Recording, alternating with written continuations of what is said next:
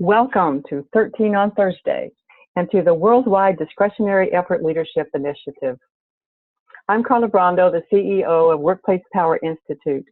13 on Thursday webinars are an introduction to the concepts of discretionary effort and how it can change your company culture.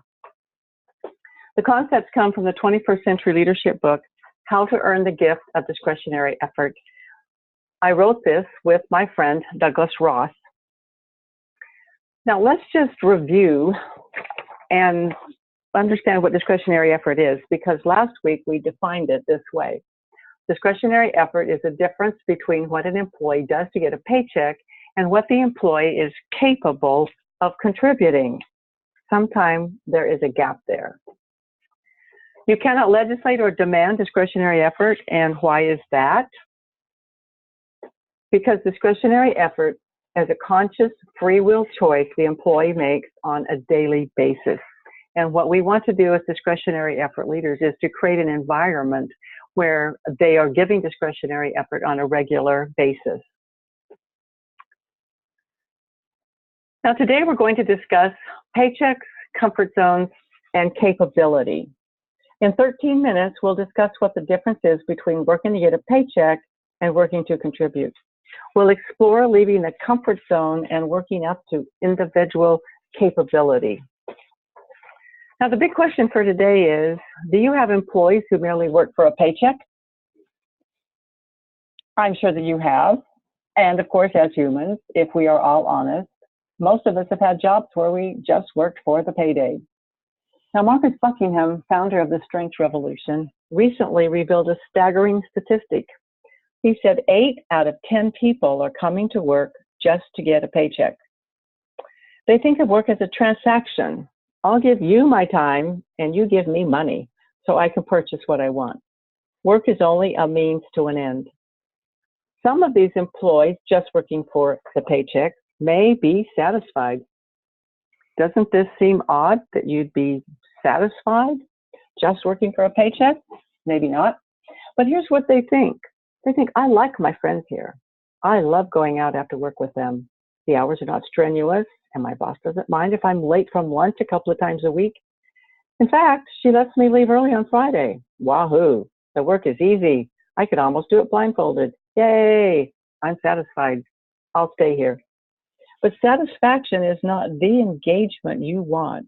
You want engagement that gives you discretionary effort and causes employees to unwrap their natural gifts and talents. So let's say that 2 of the 8 employees working for just a paycheck are satisfied, and that's okay. But that leaves 6 of the employees who are just working for a paycheck who may be severely disengaged. Does this look like one of them? We'll call him Devon. As you can see here, when Devon was onboarded, he was hired as a potential standout. His manager was actively involved in his onboarding. He wanted him to get all the necessary technical training and company knowledge as fast as possible so he could be up and running quickly. Notice a rapid rise in expertise. Devon was doing great, and then he peaked. How could that be? If the manager and Devon do nothing, now see, I'm not putting all the onus on the manager, but if the manager and Devon don't get together and do something, Devon is headed for a disappointing performance review with this downward trend of engagement. Now, as you look at this, you can see that the manager, who is the blue line there, his interest or his interaction, you might say, with Devon has flatlined. And that's when you begin to see Devon's engagement go down. Now, the circle there indicates that a savvy manager will start to look at Devon, try to evaluate his outward behaviors, and wonder what could be wrong. What has stopped Devon's progression? Now, a savvy manager will keep interacting with the employee, and even though there are ups and downs in performance, because employees are human, the trend is upward. And when the manager stays involved, the employee begins this upward trend to discretionary effort. Now, back to Marcus Buckingham's statistic. If 8 out of 10 are only coming to work for a paycheck, that means you have 2 out of the 10 that are helping you reach your goals. What if, with the discretionary effort leadership techniques that you are learning, you could turn 2 of those 8 people, perhaps we could target the 2 that are satisfied.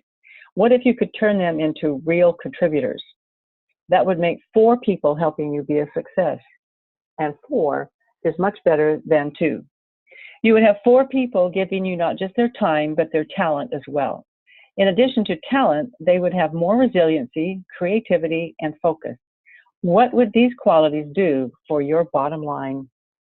To support discretionary effort leadership learning, another question for today is, do you just look at the employees in the job that they're doing right now at this moment?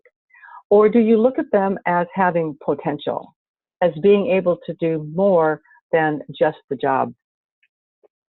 This graph is a visual of what we're getting at today and what we're trying to describe to you as a process, because you know time steadily marches forward and performance can go up and down.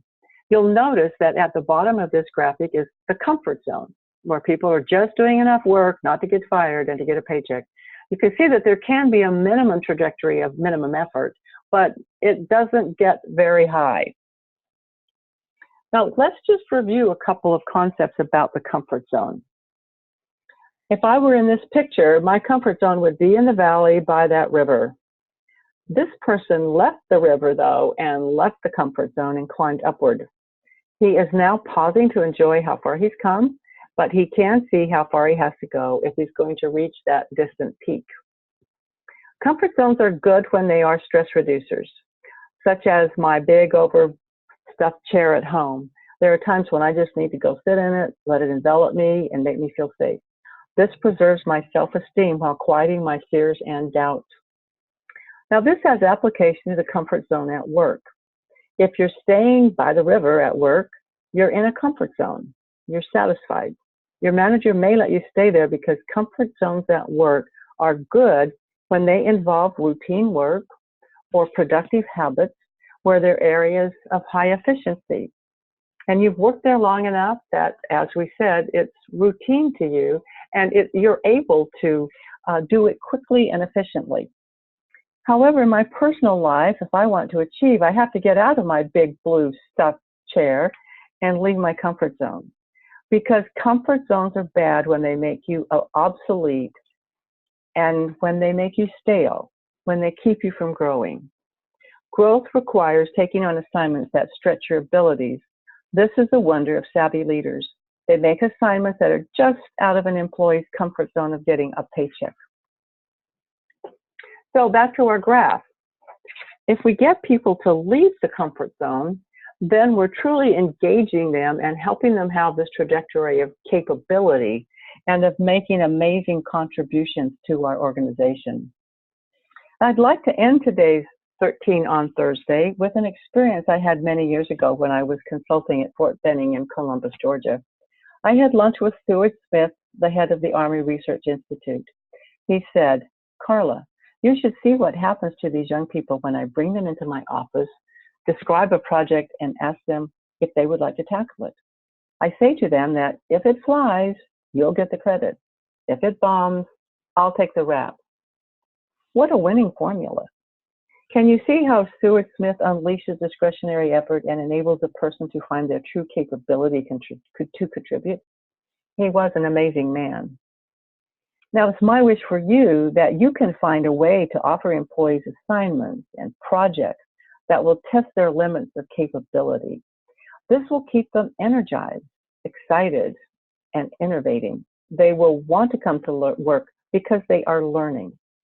They will leave the comfort zone of just getting a paycheck, and who knows their upper limits of capability? Who knows what they can achieve? That's the goal of the discretionary effort leader, is to find out.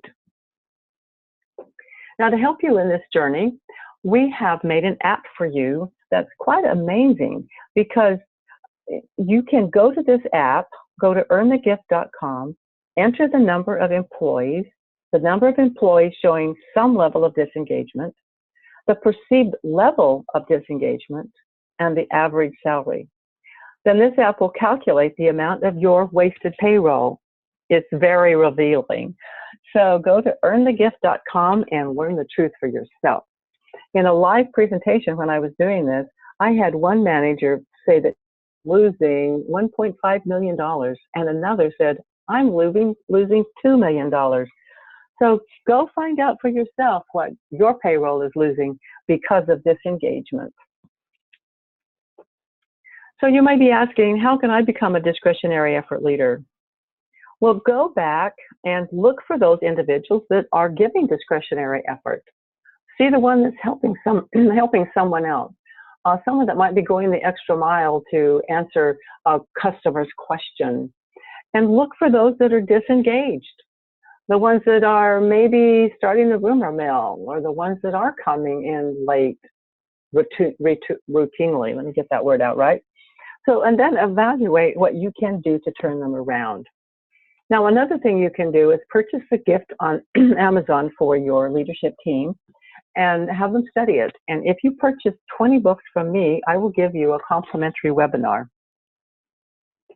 You can book an on-site program. You can license a program from me. So call 770-923-0883 to find out how.